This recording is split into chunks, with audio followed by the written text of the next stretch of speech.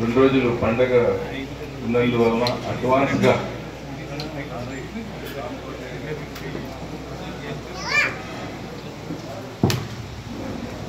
Retirement సందర్భంగా ఈ కార్యక్రమానికి విచ్చేసిన వారి బంధువులకి, మిత్రులకి, రిటైర్డ్ పర్సన్స్కి, అడిషనల్ కమాండెంట్ గారికి, ఏసీస్, ఆర్ఎస్ఐ, ఏఆర్ఎస్ఐ, పీసీస్ అందరికీ పేరు పేరున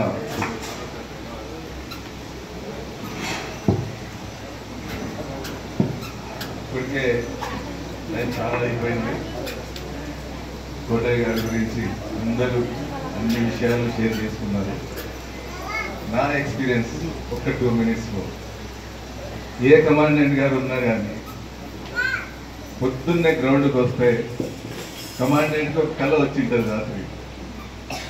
ఆ కళ ఇలా ఉంటుంది, కోటయ్య నువ్వు ఇలా చేయాలి అంటే మంచిది సార్. సాయంకాలానికి ఆ కళ డిజైన్ రూపంలో వచ్చింటుంది. నేను షార్ట్ కట్లో చెప్తున్నాను, అర్థం చేసుకోండి.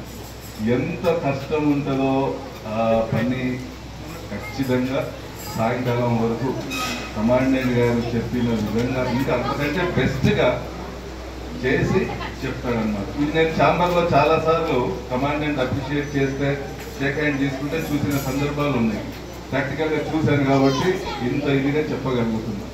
ఇలాంటివి చాలా ఉన్నాయి ఆయన సర్వీస్లో. అందుకే వాళ్ళ శ్రీమతి గారు ఇప్పుడు చెప్పడం జరిగింది, మేము చాలా హ్యాపీగా ఉన్నాం.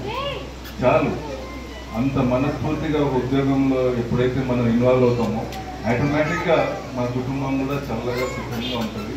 అలాంటి మంచి మెమొరీస్ పెట్టుకొని ఆయన రిటైర్డ్ అయినారు.